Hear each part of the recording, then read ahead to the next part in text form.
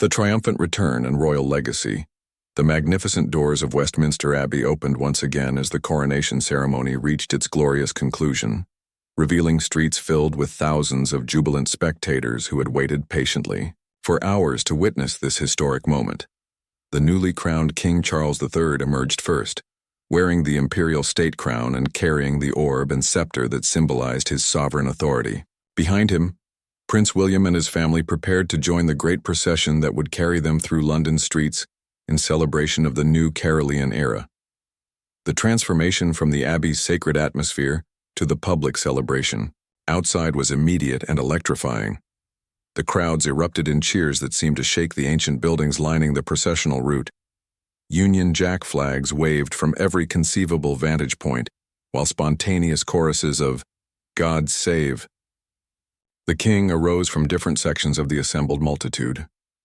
The sound was overwhelming and joyous, representing the British people's enthusiastic embrace of their new monarch. Catherine emerged from the Abbey looking radiant, her Alexander McQueen ensemble having maintained its perfection throughout the lengthy ceremony. The intricate beadwork on her dress caught the afternoon sunlight, creating moments of particular beauty that photographers captured for the historical record. Her composure remained flawless despite the intensity of public attention, her smile genuine and warm as she acknowledged the crowd's enthusiasm for the royal family. Prince George's behavior during the transition from ceremony to public celebration demonstrated remarkable maturity for a 10-year-old boy. His understanding of his unique position as future king was evident in his dignified acknowledgement of the crowd's cheers, yet he remained very much a child, delighted by the spectacular pageantry surrounding him.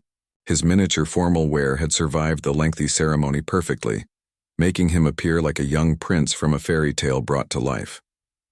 Princess Charlotte's excitement was impossible to contain as she saw the massive crowds gathered to celebrate her grandfather's coronation. Her natural charm and confidence shone through as she waved enthusiastically at well-wishers, her bright smile creating delightful photo opportunities that would grace newspaper front pages around the world. Her white dress, with its subtle royal symbolism, had remained pristine throughout the ceremony, a testament to both the garment's quality and her own careful behavior. Prince Louis provided the day's most endearing moments, as his excitement at the public celebration bubbled over into spontaneous expressions of joy. The 5-year-old's genuine wonder at the massive crowds and continuing pageantry created touching scenes that perfectly captured the human dimension of royal ceremony. His parents' gentle guidance helped him navigate the complex requirements of public appearance, while allowing his natural personality to shine through. The royal procession through London streets became a triumphant celebration of both the new king and the institution of monarchy itself. The state coach, with its glittering gold decorations and magnificent horses, carried Charles and Camilla through streets lined with cheering spectators. Following behind in their own ceremonial vehicles, William and his family participated in this great public celebration of constitutional continuity and national identity. The route through central London took them past landmarks steeped in royal history, each location adding its own significance to the day's events. Buckingham Palace appeared in the distance, its facade decorated with ceremonial bunting and royal standards that announced the beginning of the new reign. The crowds grew even denser as they approached the palace, with spectators who had claimed viewing positions hours earlier, finally rewarded with glimpses of the royal family. The children's reactions to the public enthusiasm surrounding their procession revealed their individual personalities and growing comfort with public attention. George maintained appropriate dignity while clearly enjoying the spectacle, his future role as king already shaping his public behavior. Charlotte's natural vivacity made her an immediate favorite with the crowds, her enthusiastic waving and bright smiles creating moments of particular joy for spectators lucky enough to catch her attention. The balcony appearance at Buckingham Palace provided the day's climactic public moment, as the royal family gathered to acknowledge the massive crowd that filled the mall from the palace gates to Admiralty Arch. The sight of the newly crowned King Charles III, flanked by his family, including his heir and grandchildren, created a powerful image of monarchical continuity that would define the new reign's early symbolism. Prince Louis's behavior on the balcony became the subject of immediate public delight, and media attention. His animated reactions to the ceremonial fly past, including covering his ears during particularly loud moments and making faces that demonstrated his honest response to the spectacular aerial display, created some of the day's most memorable and endearing images.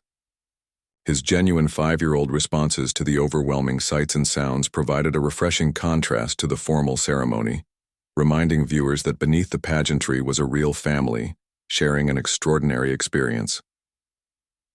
The royal Air Force flypast created a spectacular finale to the public celebrations, with historic aircraft and modern jets creating formations that honored both military tradition and contemporary capability.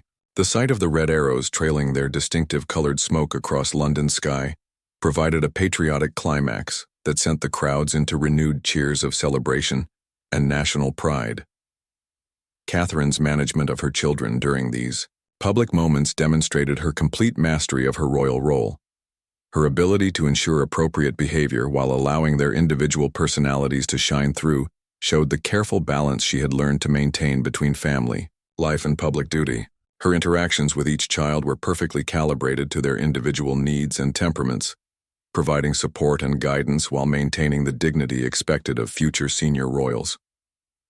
William's presence on the balcony carried particular significance as the heir to the throne witnessing his father's coronation triumph. His military uniform and dignified bearing reinforced his position as future king, while his obvious pride in his father's achievement and his family's successful participation in the day's events created touching moments of familial connection that humanized the formal occasion.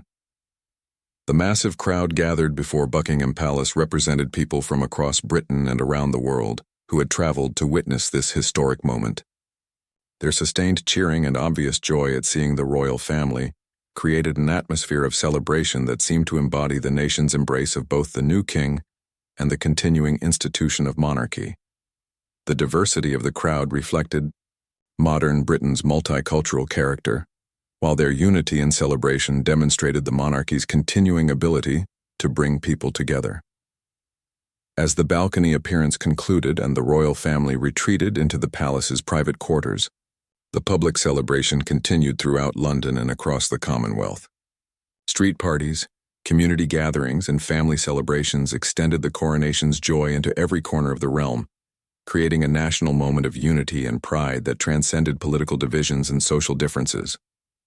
The children's successful participation in every aspect of the day's events represented a triumph of preparation, natural ability, and family support. Their behavior had been exemplary throughout the lengthy ceremony and public celebrations, demonstrating their readiness for the royal roles that awaited them. George's dignity, Charlotte's charm, and Louis's authentic enthusiasm had each contributed to the day's success in different but equally valuable ways. The historic significance of the day would be remembered and analyzed for generations to come. The coronation of King Charles III marked not just the beginning of a new reign, but the continuation of a monarchical tradition that had survived and evolved through centuries of British history. The successful participation of the next generation, represented by William and his children, provided reassurance about the institution's future vitality and relevance. As evening approached and the formal celebrations wound down, the royal family could reflect on a day that had exceeded all expectations for its combination of historical significance, ceremonial magnificence, and public enthusiasm. Their graceful arrival, dignified participation, and triumphant return had created memories that would last lifetimes, and images that would define the early years of the new Carolean era. The children's bedtime that evening would undoubtedly be filled with excited recollections of their extraordinary day, from the morning preparations at Adelaide Cottage through the sacred ceremony in Westminster Abbey to the jubilant public celebrations that followed.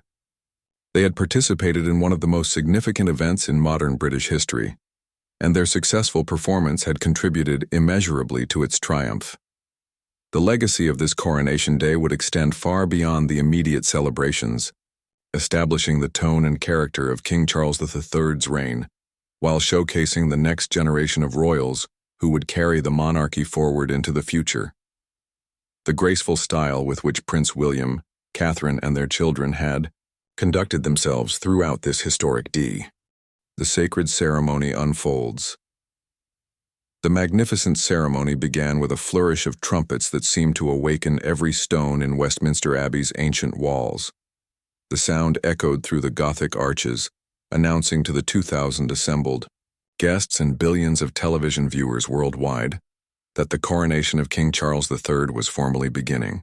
Prince William and his family, seated in their prominent positions, became witnesses to one of the most significant constitutional and religious ceremonies in the English-speaking world. King Charles III entered the Abbey in procession, wearing the crimson robe of state that had been specially created for this occasion. The sight of the new monarch moving with dignified purpose toward the high altar created a moment of profound emotion that was visible throughout the congregation. William watched his father with evident pride and deep respect, understanding that he was witnessing both a personal milestone and a historic constitutional moment that would define the next era of British monarchy. The children's reactions to their grandfather's entrance demonstrated their individual personalities and levels of understanding. Prince George maintained solemn attention, his awareness of his own future role giving him particular insight into the ceremony's significance. Princess Charlotte watched with bright-eyed fascination, clearly delighted by the pageantry and musical magnificence surrounding her. Prince Louis alternated between periods of focused attention and moments where his natural 5-year-old energy required gentle management from his parents. The ancient words of the coronation service, unchanged in their essential elements for centuries, created a sense of continuity that connected this moment with every previous crowning in British history. The Archbishop of Canterbury's voice carried clearly through the Abbey's acoustics, each phrase weighted with constitutional significance and religious meaning. Catherine followed along in her ceremonial program, occasionally helping her children understand the service's progression and significance. The presentation of the coronation regalia provided some of the ceremony's most visually spectacular moments. The crown jewels, including the legendary St. Edward's crown that would formally invest Charles with monarchical authority, caught the Abbey's carefully managed lighting to create displays of breathtaking beauty. These ancient symbols of royal power, some dating back centuries, represented the unbroken chain of sovereignty that was being formally transferred today. William's demeanor throughout the ceremony reflected his deep understanding of both its personal and constitutional significance. His military uniform, with its distinctive ceremonial decorations, marked his position as heir to the throne while honoring his service to the nation. His occasional exchanges with Catherine showed their partnership in managing their children. While fully participating in this momentous occasion, the Abbey Choir's contributions to the ceremony created some of its most emotionally moving passages. Their voices, trained to perfection and steeped in the tradition of English sacred music, seemed to embody the spiritual dimension of monarchy that distinguishes it from purely political leadership. The music they performed had been carefully chosen to reflect both the solemnity of the religious service and the joy of the celebratory occasion. Charlotte's perfect behavior throughout the lengthy service demonstrated both her natural poise and the effectiveness of her preparation. Her white dress, designed specifically for the coronation, created beautiful visual moments as she participated in the congregation's responses and movements. Her obvious enjoyment of the ceremony's grandeur suggested a natural affinity for the formal occasions that would define her future royal role. The moment of crowning itself created an atmosphere of hushed reverence throughout the Abbey. As the Archbishop of Canterbury placed St. Edward's crown upon Charles's head, the weight of 1,000 years of monarchical tradition seemed to settle upon the ceremony. William's expression during this climactic moment reflected his understanding that he was witnessing his father's formal assumption of the throne he would one day inherit. The congregation's response to the crowning was immediate and heartfelt, with voices joining in the traditional acclamation, "God Save the King," that echoed through the ancient building with remarkable power. The children joined their voices to this historic declaration, their participation marking them as witnesses to and participants in one of Britain's most significant constitutional moments. Prince Louis's behavior during the ceremony's most solemn moments showed remarkable improvement from his earlier restlessness. His parents' patient guidance and his own dawning awareness of the occasion's importance combined to produce periods of genuine engagement with the ceremony. His occasional questions, whispered to his mother, provided touching reminders of his youth while demonstrating his natural curiosity about the extraordinary events surrounding him. The homage paid to the newly crowned king by senior members of the royal family and other dignitaries created deeply moving scenes of loyalty and constitutional continuity. William's own moment of homage to his father carried particular emotional weight, as the heir apparent formally acknowledged the new monarch in a gesture that honored both family bonds and constitutional requirements. The Abbey's atmosphere during the ceremony's climactic passages seemed charged with historical significance. The combination of ancient architecture, sacred music, ceremonial magnificence, and constitutional importance created moments that felt suspended outside normal time. Photographers and television cameras captured these scenes for posterity, ensuring that future generations would be able to witness this remarkable ceremony. Catherine's grace throughout the lengthy service provided a model of royal comportment that would be studied and admired for years to come. Her careful attention to her children's needs, combined with her own dignified participation in the ceremony, showed her complete mastery of her role as future queen consort. Her interactions with other members of the royal family and distinguished guests demonstrated the warmth and accessibility that had made her one of the monarchy's most valuable assets. As the ceremony approached its conclusion, the family prepared for the final procession that would carry them from the Abbey's sacred space back into the public eye. The transformation they had witnessed from Prince Charles to King Charles III represented not just a personal milestone, but a constitutional watershed that would define British public life for decades to come. The children's participation in these final moments showed how well they had risen to the occasion's demands. Their behavior throughout the lengthy ceremony had been exemplary, demonstrating both their individual characters and their readiness for the public roles that awaited them as members of the royal family. Inside Westminster Abbey's sacred splendor, the great wooden doors of Westminster Abbey swung open to reveal the breathtaking interior that had been transformed for this momentous occasion. As Prince William and his family crossed the threshold, they entered a space that seemed to pulse with centuries of history and sacred purpose. The ancient stones bore witness to the coronations of 39 monarchs before today, and now they would observe the crowning of King Charles III in a ceremony that perfectly balanced timeless tradition with contemporary relevance. The Abbey's soaring Gothic arches reached heavenward, their stone ribs supporting vaults that had sheltered royal ceremonies since the 11th century. Specially installed lighting illuminated the intricate carved details, while ensuring the ceremony would be clearly visible to the television cameras broadcasting this historic event to an estimated global audience of 2 billion viewers. The careful balance between preserving the Abbey's sacred atmosphere and accommodating modern broadcasting requirements represented months of meticulous planning. Catherine and her children were escorted to their designated seats in the front section, positioned where they would have clear views of the coronation ceremony, while remaining easily visible to the congregation and cameras. Their placement reflected both their importance to the royal family and their roles in the future of the monarchy. George, as second in line to the throne, occupied a position of particular significance, while Charlotte and Louis represented the continuing vitality of the royal bloodline. The congregation surrounding them represented one of the most remarkable gatherings in modern diplomatic history. Heads of state from across the globe occupied carefully allocated seats, their presence demonstrating the enduring significance of the British monarchy in international affairs.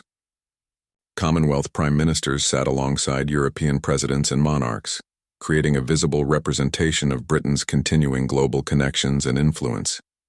Prince William took his place with the composure befitting the heir to the throne, his military uniform a reminder of his service and dedication to duty. His position within the Abbey placed him at the center of the ceremony's focus, as the man who would one day undergo this same sacred ritual. The weight of that future responsibility was evident in his dignified bearing, though his occasional glances toward his children revealed the devoted father beneath the formal exterior. The Abbey's famous Cosmati pavement, a masterpiece of medieval craftsmanship, stretched between the congregation and the high altar where the coronation would take place.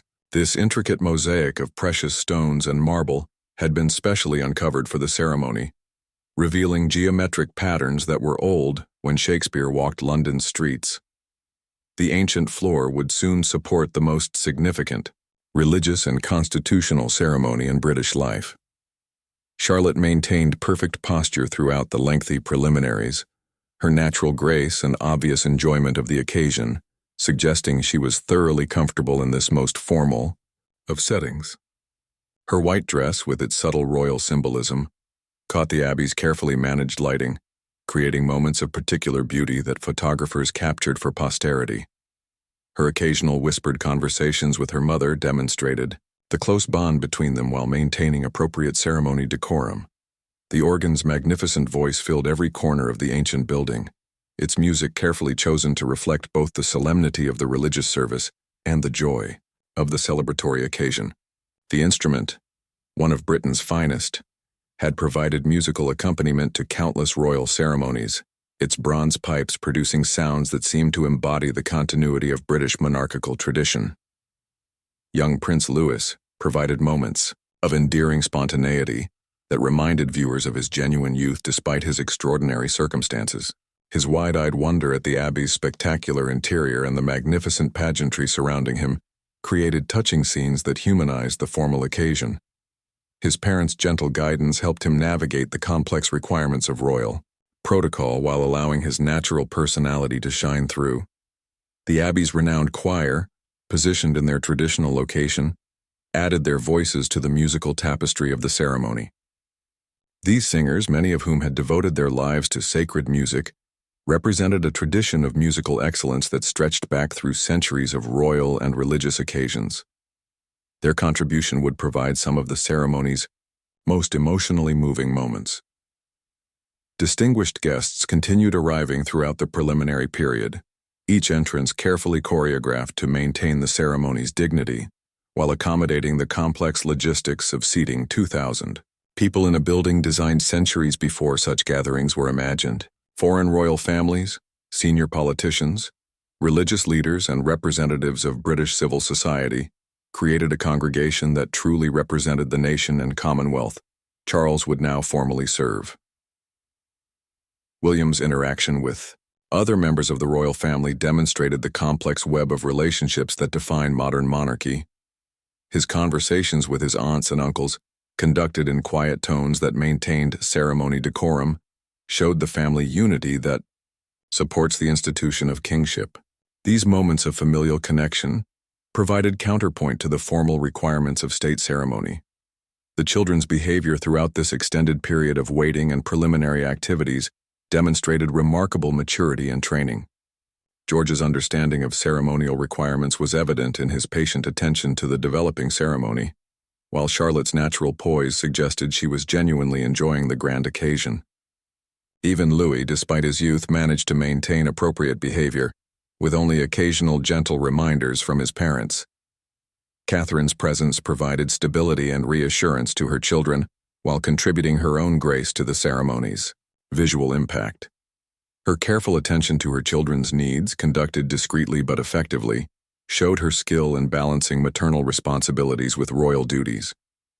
Her interactions with other members of the congregation were warm but appropriately formal, reflecting her complete comfort in her role as future queen consort. The Abbey's atmosphere grew increasingly charged with anticipation as the moment for the ceremony's beginning approached. Conversation gradually diminished as the congregation prepared for the sacred service that would formally establish the new Carolean era. The combination of architectural magnificence, musical preparation, and human expectation created an atmosphere of profound significance that seemed to honor both the weight of history and the promise of the future. As the final preparations were completed, Westminster Abbey stood ready to witness another chapter in the long story of British monarchy, with this young royal family positioned at the ceremony's heart, representing both continuity with past traditions and hope for the institution's continued evolution and relevance in the modern world. The grand arrival at Westminster Abbey. The magnificent facade of Westminster Abbey rose before the royal family, as their convoy drew to a halt outside one of Britain's most sacred buildings. The ancient stones seemed to vibrate with anticipation, as thousands of spectators, dignitaries, and media representatives focused their attention on the arriving vehicles. This Gothic masterpiece, which had hosted royal coronations since 1066, was about to witness another historic moment in the long story of the British monarchy. Prince William stepped out first, his ceremonial uniform immediately catching the attention of photographers positioned at strategic points around the Abbey's entrance. The Welsh Guards uniform he wore represented centuries of military tradition, its gold braiding and ceremonial decorations reflecting the morning sunlight. His bearing was that of a man comfortable with public attention, yet conscious of the solemnity of the occasion ahead.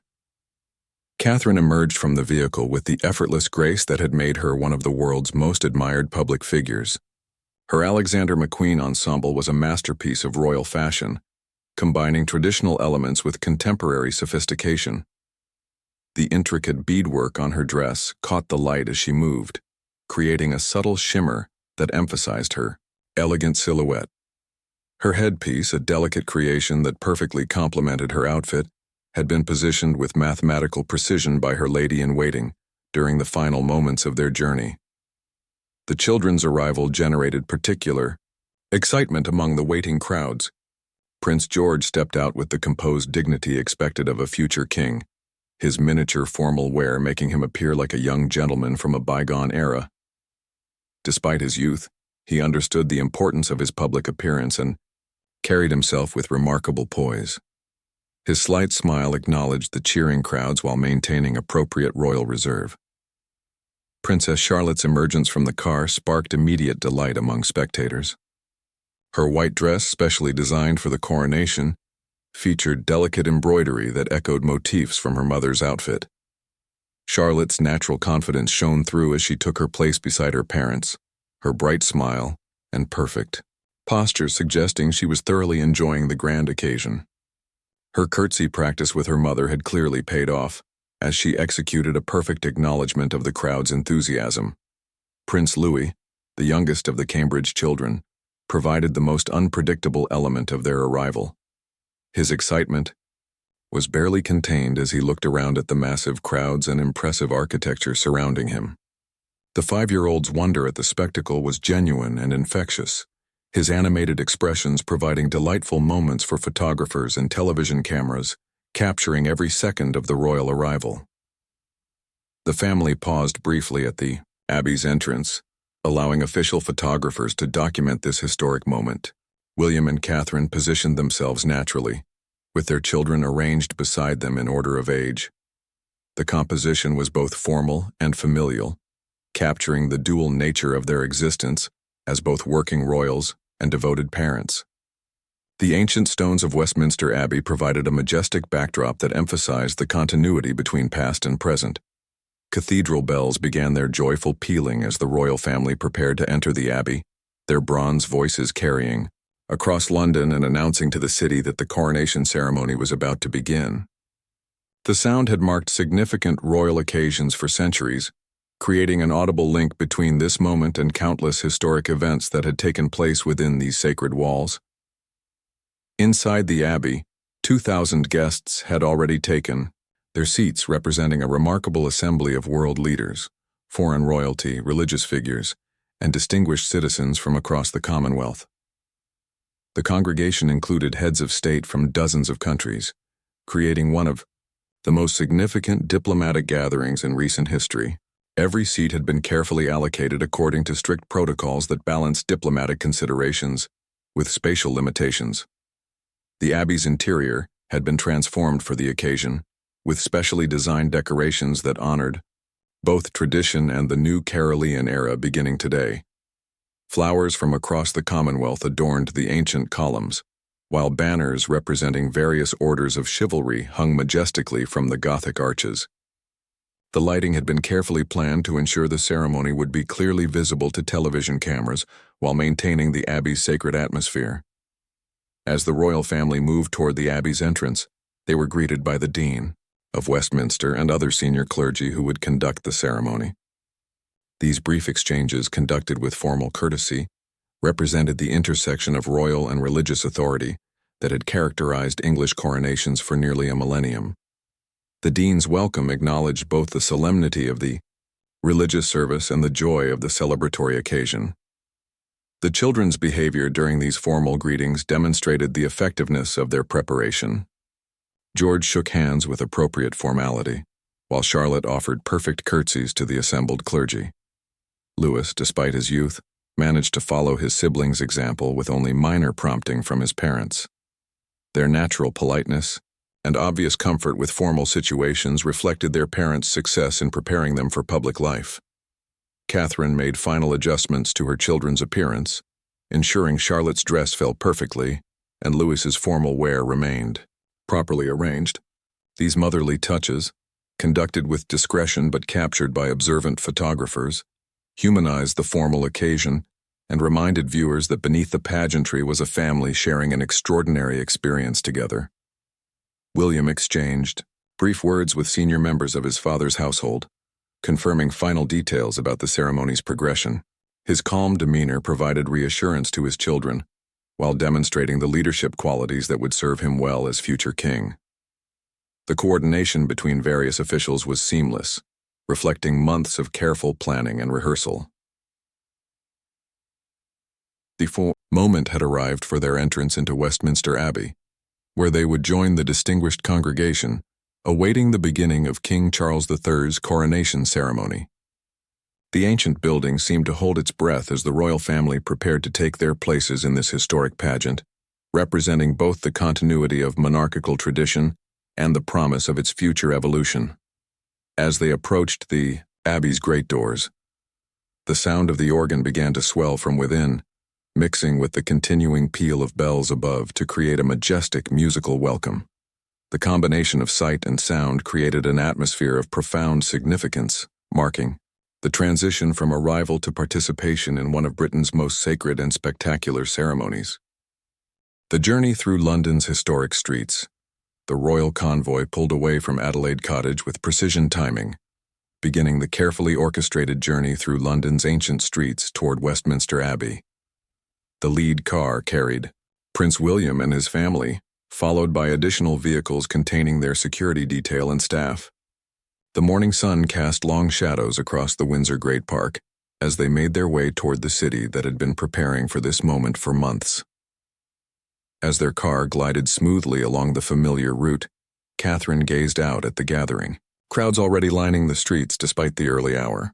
People had traveled from across Britain and around the world to witness this historic coronation, many having camped overnight to secure the best viewing positions. Their enthusiasm was infectious, with Union Jack flags waving and excited faces, pressed against barriers that had been erected along the procession route. Prince George sat quietly beside his parents, occasionally asking questions about the ceremony they were approaching. His understanding of his future role as king gave him a maturity beyond his years, though he remained very much a 10-year-old boy, excited about the pageantry ahead. Princess Charlotte pressed her face to the window, delighted by the crowds and waving enthusiastically at anyone who caught her eye. Her natural charm and confidence suggested she would handle her royal duties with the same grace her mother had displayed throughout her years in the public eye. Prince Louis, true to his reputation as the family's most spirited member, alternated between excited chatter and periods of unusual quiet as he processed the magnitude of the event. His parents had worked hard to prepare him for the long ceremony ahead, though they remained realistic about a 5-year-old's attention span during such a formal occasion. The convoy moved through areas of London steeped in royal history, passing landmarks that had witnessed centuries of monarchical tradition. The Tower of London stood majestically on their left, its ancient stones having housed kings and queens throughout British history. The Thames flowed alongside their route, the same river that had carried royal barges and witnessed the rise and fall of dynasties. William pointed out various historical sites to his children, using the journey as an educational opportunity to connect them with their heritage. He explained how their ancestors had traveled these same routes for coronations, weddings, and state occasions, creating a sense of continuity between past and present. Catherine added her own observations, helping the children understand how the monarchy had evolved while maintaining its essential traditions.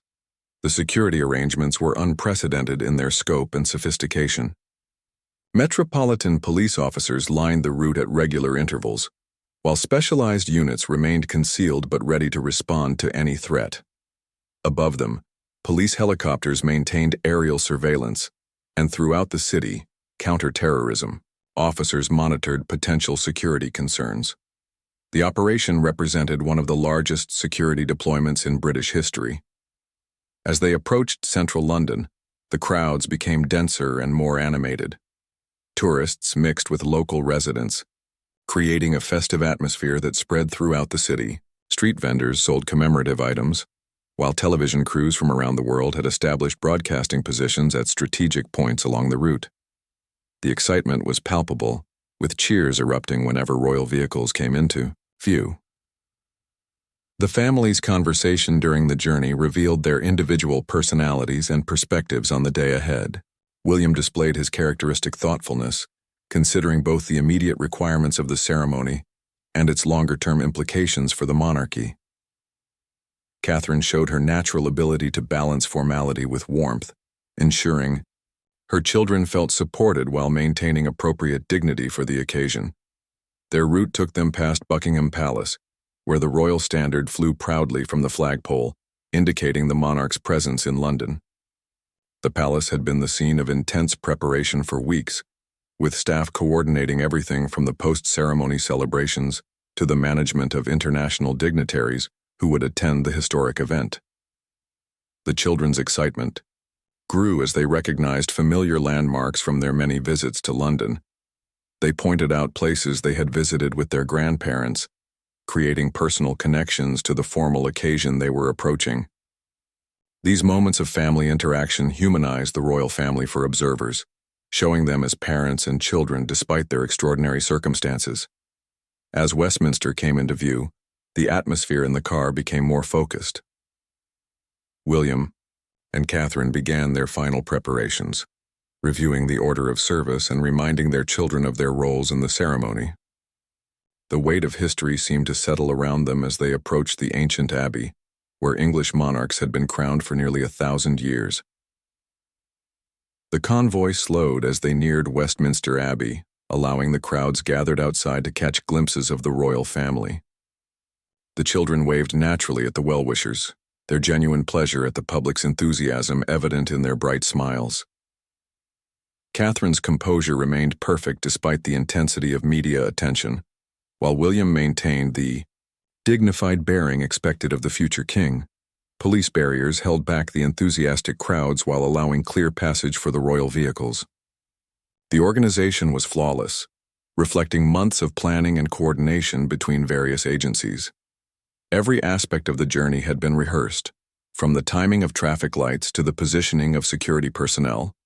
The abbey's twin towers rose majestically before them, the ancient stonework having witnessed the coronations of monarchs stretching back through centuries of British history. Today would add another chapter to that remarkable story, with this young family playing central roles in the ceremony that would formally establish the new Carolean era. As their car approached the abbey's entrance, William and Catherine exchanged a meaningful look, both understanding the significance of the moment they were about to experience. Their children sensed the gravity of the occasion while maintaining their natural excitement about the pageantry ahead.